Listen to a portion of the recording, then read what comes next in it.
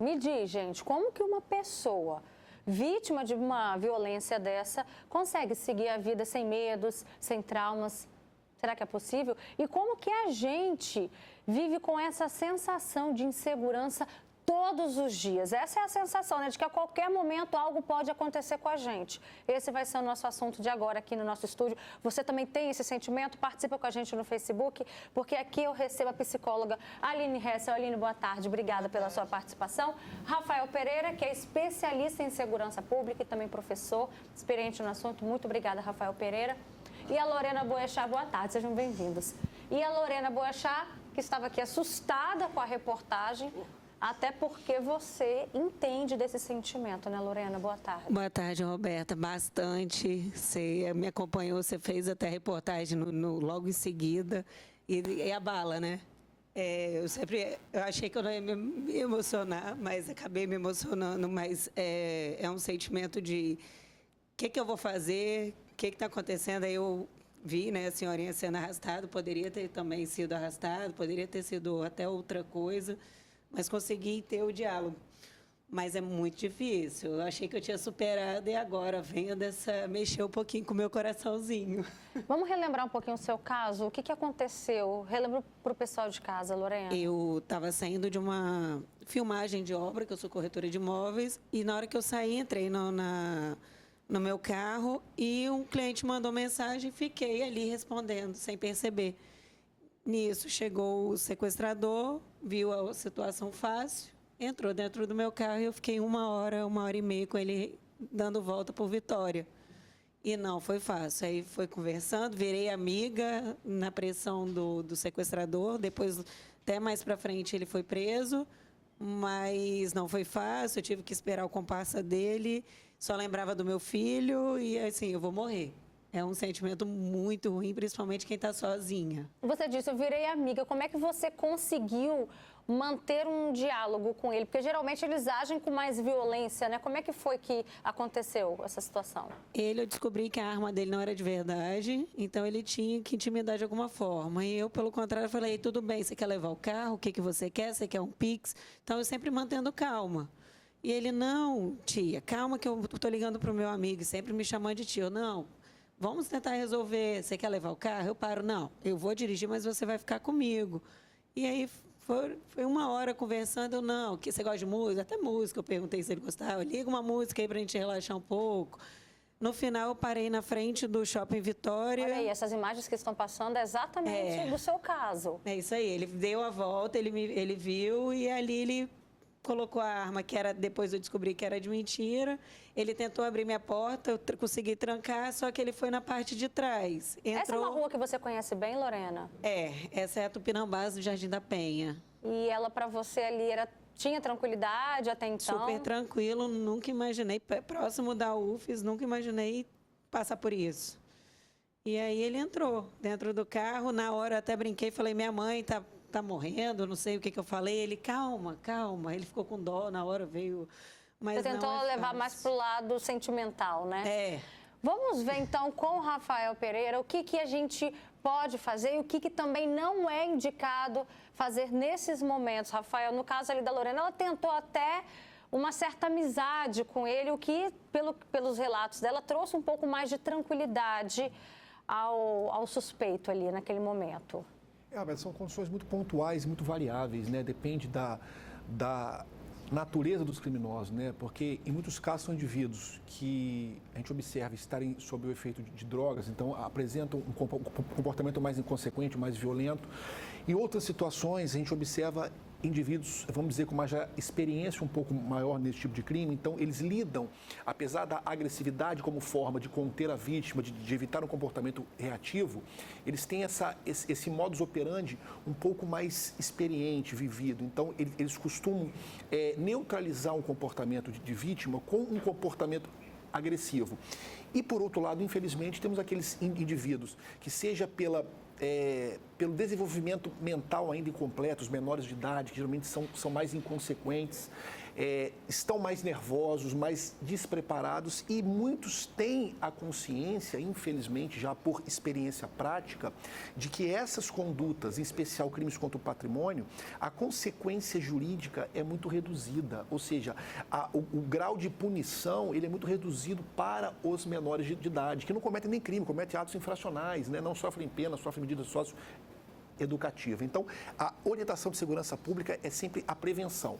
Não existe nada em segurança pública que seja 100% efetivo. O que você pode fazer são comportamentos de prevenção, evitar certas situações, especialmente entrar e sair de veículo, né? Em via pública, qualquer coisa que tire a sua distração, né, da situação geográfica em que você se encontra. Infelizmente, hoje, o uso do smartphone atrapalha muito esse tipo de percepção local de onde você está e somando ao fato de que o modus operandi dos criminosos foi alterado. Não existe um perfil mais físico de criminoso. Hoje você tem indivíduos que estão bem vestidos, você tem casais, você tem grupos só de mulheres, você tem grupos de crianças e adolescentes, então não existe mais o perfil criminoso. Então, com essa mudança de modus operandi, infelizmente, o que tem que se fazer é adaptar e agir de forma sempre preventiva.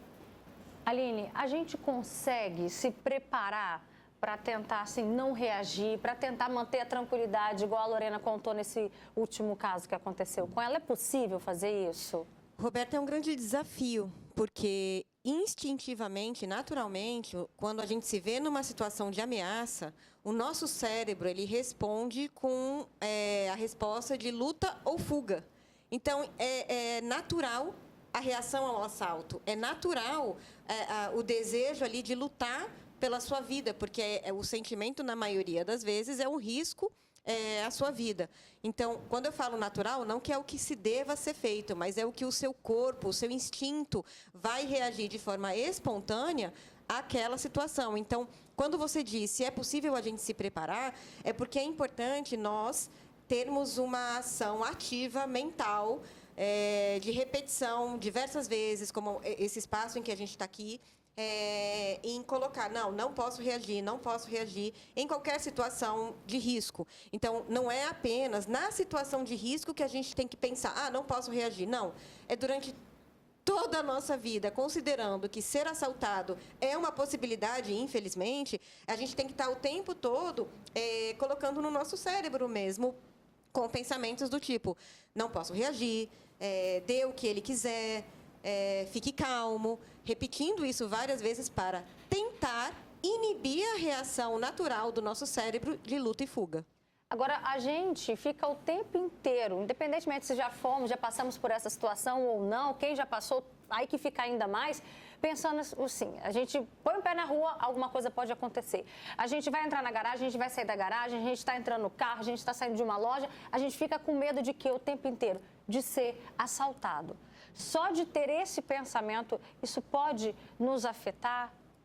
Sim, Roberta, aí o limite desse tipo de pensamento, o que é saudável, o que não é difícil da gente pré-determinar. Mas a partir do momento que a gente tem esse pensamento e isso acaba gerando na gente comportamentos preventivos, a gente tem isso como algo positivo. Se a gente tem esses pensamentos e passa a impedir a gente de fazer certas coisas, aí a gente não tem um pensamento saudável. Então, por exemplo, se a gente vai sair de casa, vou pegar um ônibus, vou ao ponto de ônibus, estou saindo de noite, vou entrar no meu carro, você pensar, posso ser assaltado. Esconder o que é de maior risco, dentro das possibilidades, antes de sair, olhar em volta, ter minimamente alguma atenção sobre o que está acontecendo à sua volta e ser rápido naquilo que você tenha que fazer. Isso é um pensamento antecipatório, é uma ansiedade positiva. Agora, se a gente pensa, eu posso ser assaltado, então melhor sequer sair de casa, melhor sequer fazer o que eu tenho que fazer, isso começa a impedir você de ir numa entrevista de emprego, de ir trabalhar, de ir passear, de ter o seu lazer, aí a gente já tem um comprometimento. E isso pode acontecer, principalmente em pessoas que já passaram por esse tipo de situação. Lorena, quais foram as consequências emocionais depois desse evento aí na sua vida? Carro, que eu fiquei um pouco com pânico. Até depois eu lembrei que passou um pouquinho quando a quadrilha foi presa, mas também quando eu estava nos estandes, né, trabalhando na imobiliária, chegava alguém diferente, alguma coisa, eu ficava, ai meu Deus, vou ser assaltada de novo. É aquele sentimento, mas é o que ela falou. Eu tinha que trabalhar, eu tinha que fazer, eu estava ali, eu não podia ficar presa dentro de casa. Então eu enfrentei o medo. Agora, vendo a reportagem, dá aquele pânico, aquela sensação, né? Mas na minha cabeça vou ter que enfrentar, a vida não pode parar, vamos seguir em frente. Mas passa alguma coisa, igual ontem mesmo, eu estava no carro, meu filho estava no outro carro, parou 2 motoqueiros do meu lado, brincando, até fazendo um stories com meu namorado no outro carro. Parou 2 motoqueiros e, ei, eu não entendi, que eu fiquei em pânico. Aí o meu namorado já estava jogando o carro em cima, abriu o sinal. Aí no que abriu, a moto foi embora. Naquela hora eu já estava assim, tremendo. Então lembra. Só que eu não me permiti ficar presa dentro de casa. Não, vou sair que eu vou... Não, peraí, isso vai acontecer. Se acontecer, eu tenho que enfrentar. Então Até porque não foi a primeira vez, né, Lorena? Você já passou por outros, já vivenciou outros assaltos ao longo da vida, né? Bastante. Um até também dentro de uma loja com um revólver na cabeça da minha irmã, que era pequenininha. Eu tive também calma, falando, o que você quer levar? Leva logo. Olha, a câmera está associada à polícia, do nada. Era muito, tem 20 e poucos anos atrás. Essa foi uma situação que eu também consegui ficar com calma. Então, assim, eu pelo menos, a minha reação como bandido é calma. É tentar dialogar e falar, vamos resolver logo o que você quer levar? Leva logo. Mas, às vezes, pode dar errado. Eu não sei se é bom essa situação o tempo inteiro. É difícil, né? A gente manter esse controle e tentar adivinhar o que passa na cabeça deles. Olha só esse outro caso. Um empresário foi assaltado em Cariacica, as câmeras registraram tudo. 2 homens aparecem aí na imagem, sentados na calçada, um deles segura um pedaço de cano. Olha aí, tá vendo lá no cantinho? O motorista chega, estaciona o carro. Até então, tudo bem. Logo em seguida, ele é rendido pela dupla. O dono do carro, o empresário, não reage, entrega o veículo e, em seguida, os bandidos fogem, viu? Olha só, presta atenção, uma rua aparentemente tranquila, à luz do dia, né? A gente vê ali que é um bairro residencial. Rafael Pereira, eles não têm mais aquilo que você falou, não tem mais um perfil, se é de dia, se é à noite, o perfil da vítima, não tem mais isso, né? O que eles analisam nessa situação? Roberto, um local ermo geralmente são locais de preferência para esse tipo de criminoso, né? Porque a ausência de pessoas, bairros residenciais aparentemente tranquilos, acabam sendo preferenciais para esse tipo de criminoso, justamente pela baixa circulação de pessoas, muitas vezes pela ausência de comércio aberto, onde há sistemas de vigilância, né? Então, hoje não existe em via pública e, em alguns casos, nem em locais privados, né, uma segurança efetiva, né? Então, por isso a importância do caráter preventivo da segurança pública. Você ter a consciência de que, sim, nós vivemos em uma sociedade onde há a violência, uma sociedade onde há o risco efetivo de você ser vítima de um crime. Então, quando você tem essa percepção e você trabalha e aceita essa ideia, você acaba evitando, talvez, certas condutas que estimulem, vamos dizer assim, esses criminosos, porque esse tipo de criminoso, Roberta, ele é covarde, né? Ele é um indivíduo que ele tem preferência, por exemplo, por mulheres, idosos, né? Excepcionalmente, o indivíduo sozinho, mas ele foi pego desprevenido. Veja, homem sozinho não é muito da preferência dos criminosos, mas foi uma situação pontual.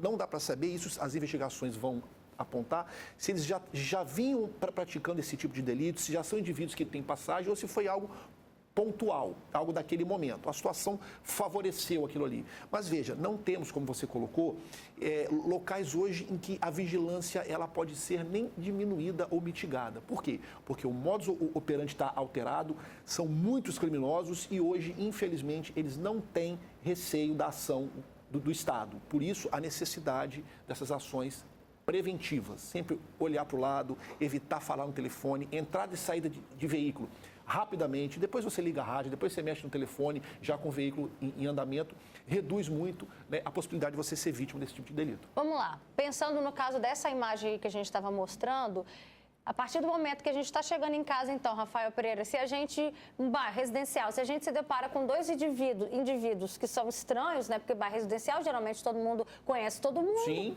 né? sim. Então, nessa situação, a gente deve fazer o quê? Dar outra volta com o veículo? Perfeito, jamais entrar em casa. Se estiver próximo ao veículo, se afaste. Está chegando em casa, há uma suspeita, teve aquela sensação de que alguma coisa está errada. E a gente costuma sentir isso com a simples visualização do local. Olha, aqui é minha casa. Aquele veículo que está ali não costuma estar. É um veículo estranho. São pessoas estranhas. Dê uma volta, né? Faça essa verificação de prevenção e, se permanecer aquela situação, acione o 90, Polícia Militar, a Guarda Civil Municipal e peça apoio, né? Os órgãos de segurança pública estão para atender a esse tipo de ocorrência, né? Não sendo nada, não há problema nenhum. Os indivíduos podem ser abordados, será feita a identificação, uma eventual busca pessoal, se for o caso. Não tendo nada, você pelo menos evitou o risco de sofrer esse tipo de conduta que se torna cada vez mais comum. Eu já me vi numa situação dessa. Eu cheguei em casa, tinham dois indivíduos segurando um caixote de feira na frente da minha garagem, não entendi nada. Eu falei, mas está estranho, né? Eu falei, deixa eu seguir as dicas que o Rafael Pereira sempre orienta no programa. Dei outra volta, beleza, depois consegui entrar. Mais tarde, circulou no grupo de WhatsApp do meu condomínio, aqueles indivíduos estavam tentando fazer um furto ali na região. Ou seja, é melhor sobrar do que faltar, né? Esse Olha, tipo de temos casos cuidado. até de casais encostados no carro, supostamente namorando, e quando você chega no carro para se afastar, a vítima é rendida. Então, como foi dito, não existe hoje uma figura efetiva do criminoso. Qualquer pessoa pode estar ali com esse intento, com esse ânimo.